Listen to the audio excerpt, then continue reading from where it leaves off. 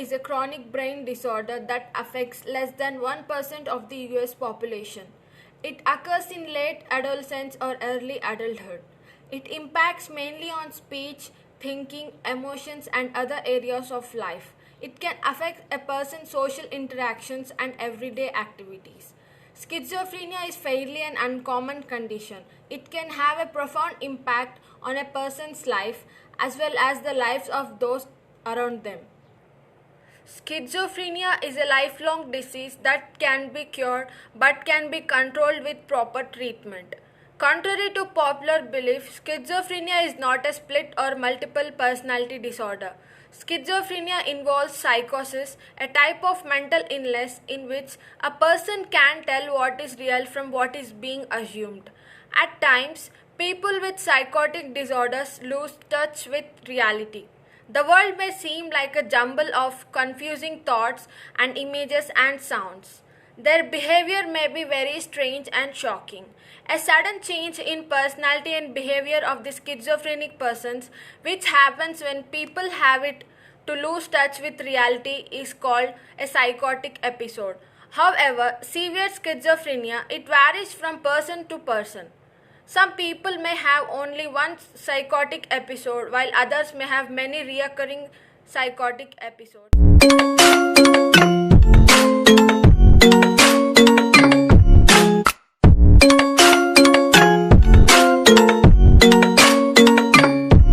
Causes of schizophrenia. Schizophrenia likely develops when specific genetic and environmental factors combine, according to the National Institute of Mental Health. The following factors might all contribute to the development of schizophrenia to a person. Genetic inheritance. If there is no history of schizophrenia in the family, the chances of developing it are less than 1%. However, a person's risk rises if one of their parents has a diagnosis of it. Chemical imbalance in the brain. Schizophrenia appears to develop when there is an imbalance of neurotransmitter called dopamine and possibly serotonin. Environmental factors that may increase the risk of schizophrenia include trauma during birth, malnutrition before birth, viral infections, psychosocial factors such as trauma, drugs and certain medications. Some studies have proved that some substances in cannabis can trigger schizophrenia in those who are susceptible to it. While in contrary to this, some studies have proved that having schizophrenia may make a person more likely to use cannabis in the first place.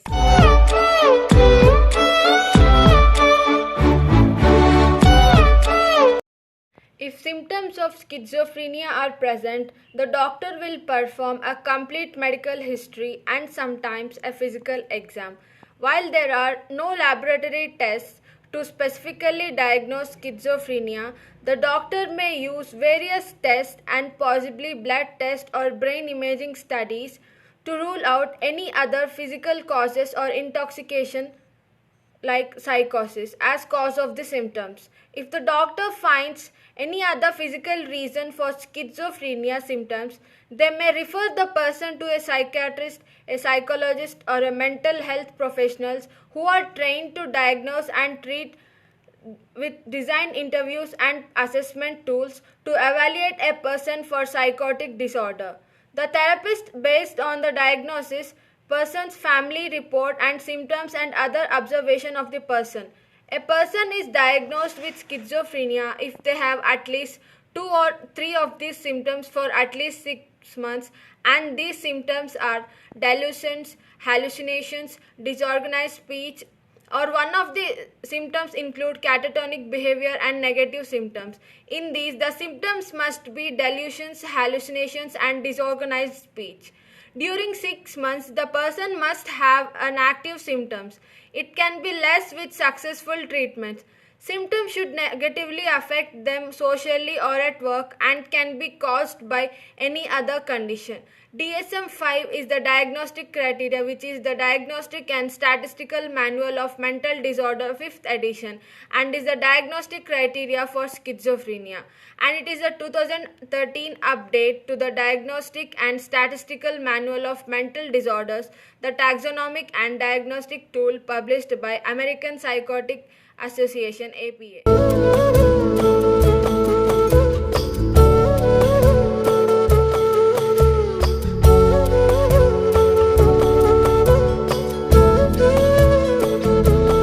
Schizophrenia affects different ways, but there are some common symptoms which include confused speech that is hard for others to understand, lack of facial expression, lack of emotional expression, lack of motivation, difficulty in concentrating, psychosis such as delusions and hallucinations. Before experiencing these symptoms, the person may appear out of sorts and anxious and lack focus. Delusions. A person may be experiencing delusions, believe that something is true, that there is no strong evidence for it. For instance, they may believe that they are very important and someone is pursuing them, others are attempting to control them. Remotely, they have an extraordinary power or abilities. Hallucinations. Some people experience hallucinations. The most common type is hearing voices, but hallucinations can affect all senses. For example, a person may also feel, taste, or smell things that are not really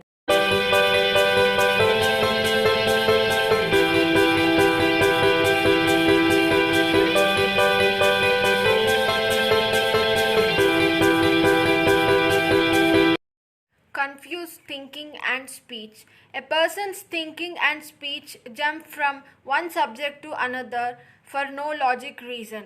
It may therefore be hard to follow what the person is trying to say. Catatonia. In this condition, the person may stop speaking and their body may be fixed in a single position for a very long time. Delusions, hallucinations, and catatonia are the positive symptoms of schizophrenia. Now let us discuss about the negative symptoms of schizophrenia. The word negative doesn't mean it does not have any normal behavior in people with schizophrenia. There are lack of emotional or limited range of emotions or withdrawal from family, friends, and loss of pleasure, interest of life, poor hygiene and grooming habits. Disorganized symptoms of schizophrenia. These positive symptoms that show that the person can't think clearly or respond as expected. For example, talking in sentences that doesn't make any sense or using nonsense words, making it difficult for the other person to communicate or to hold a conversation. Shifting quickly from one thought to another without any reason or logical connections between the shifting of thoughts. Moving slowly, being unable to make decisions, writing excessively but without any meaning, forgetting or losing memory, repeating movements or gestures, the walking in circles and feeling very depressed. Cognitive symptoms of schizophrenia. The person will have trouble in understanding or the information and using it to make decisions, focusing or paying attention, using their information immediately, working on recognizing things that they have any of these problems. Medications used to treat schizophrenia are antipsychotics. These drugs don't cure schizophrenia but help relieving the most of the symptoms, including delusions, hallucinations, and thinking problems. The drugs used are first generation antipsychotics, which include chlorpromazine, thorazine, fluphenazine, prolixin, haloperidol, Haldol, oxylapine, loxapine, perfenazine, trelafon, thioxazine, Navane, trifluoroperazine, stelazine. New or atypical drugs or second generation drugs used are aripiprazole, Abilify, aripiprazole, Lauroxil, Aristata, acinapine, Safris, brexpiprazole, Rexulti, cariprazine, Relaris, clozapine, Clozaril, iloperidone, Favip, lumaperidone, calypta, letracidine, latuda, olanzapine, zyprexa, palperidone, palmate, inverga, triza, Girodon, quercetin, seroquel.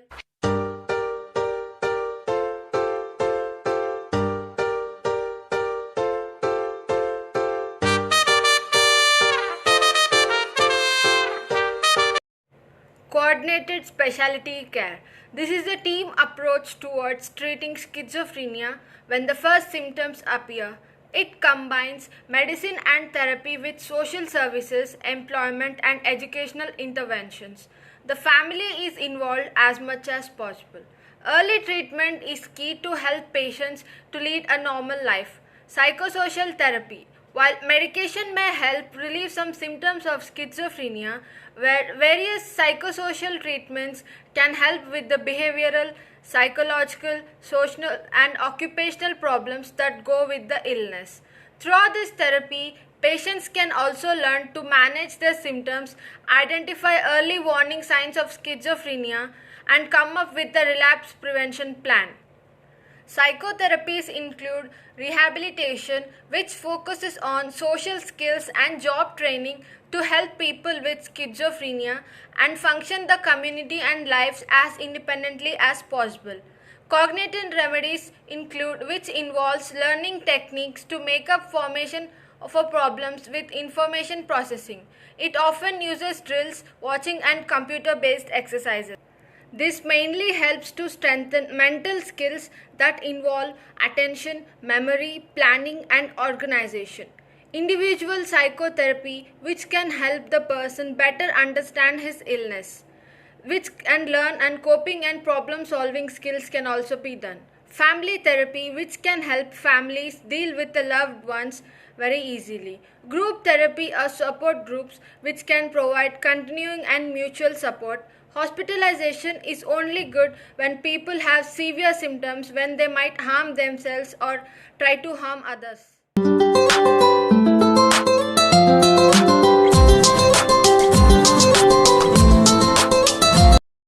Electroconvulsive therapy (ECT). In this procedure, electrodes are attached to the person's scalp. While they are asleep under general anesthesia, doctor sends a small shock to the brain. A course of ECT therapy usually involves 2 to 3 treatments per week. Each shock treatment causes a controlled seizures. A series of treatments over time leads to improvement in mood and thinking of the person with schizophrenia. ECT is less well proved to help with schizophrenia than depression or bipolar disorder. So, ECT is not used very often when mood symptoms are present or absent. It can help when medication no longer work or severe depression or catatonia makes treating illness differently. There is no cure for schizophrenia. Fortunately, there are effective treatments that can reduce symptoms, decrease the likelihood that new symptoms of psychosis will occur, shorten the duration of psychotic episodes, and in general offer the majority of people suffering from schizophrenia the possibility of living more productive and satisfying lives. 10 years after diagnosis, 50% of people with schizophrenia either recover or improve so that they can work on their own. 25% of people are better but they need help from strong support. 15% are not better and most of these are in the hospital still. 10% people see no way out of their pain and die from suicide. Mood disorders. Everyday life is a roller coaster of emotions. You may feel on top of world one day because of a high profile promotion or an awesome grade on a test. Another day you may feel down in the dumps due to problems, financial troubles, or you got a flat tire on the way to work. There are normal fluctuations in mood that come and go. When your mood starts to have an impact on your daily activities and in your social life and vocational relationships, you may be suffering from a mood disorder. Mood disorder is characterized by a serious change in mood that causes disruption to life activities.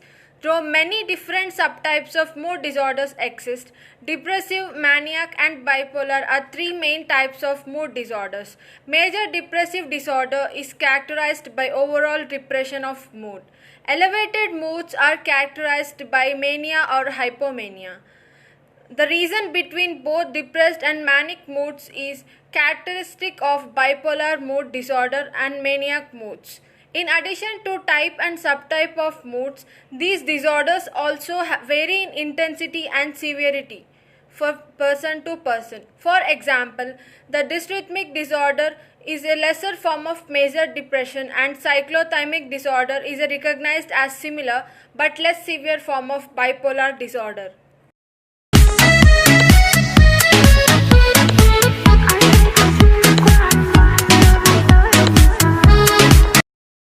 If you are suffering from depression, feelings of negativity can affect your whole body. While different types of depression do exist, most have mood, cognitive, sleep, behavioral, whole body and weight effects. You are likely to experience or feel a sympathy, general discontent, loss of interest in things that may have pleasure to you previously, mood swings or overall sadness. In addition, you may be having thoughts of having suicide, problems in sleeping, feeling excessively irritable, socially isolated and restless. Depression also affects your weight and you may sometimes put on weight by overeating or lose weight by not eating at all. Mania overview. Manic moods are characterized by unusually high energy and mood. Feelings of euphoria are often present. These elevated moods typically last 3 days or more for most of the day. Classic mania symptoms include talking rapidly and or excessively needing significantly less sleep than normal. Distractibility, poor judgment, impulsivity and making reckless decisions are also symptoms of manic moods. What causes mood disorders? Researchers and medical professionals do not have a pinpointed answer for this, but believe that both biological and environmental factors are at play. If your family history includes individuals who have been diagnosed with mood disorders previously, your likelihood of experiencing them while still low, overall it is increased. Traumatic life events are also considered culprits on the onset of mood disorders as well. Mood disorders can negatively impact a person's life and intrude in your personal relationships. In some cases, medications and substances alone can be the cause behind your disorder. Mood disorders are diagnosed through both physical examinations and mental health evaluations.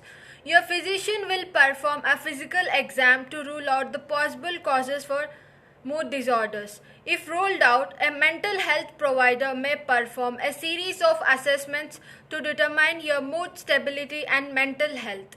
Many individuals are reluctant to seek help and for mood disorders due to the social stigma associated with them. Because of this, many people go undiagnosed and apparently only 20% of these people receive treatment. DSM-5 is the diagnostic criteria for mood disorders.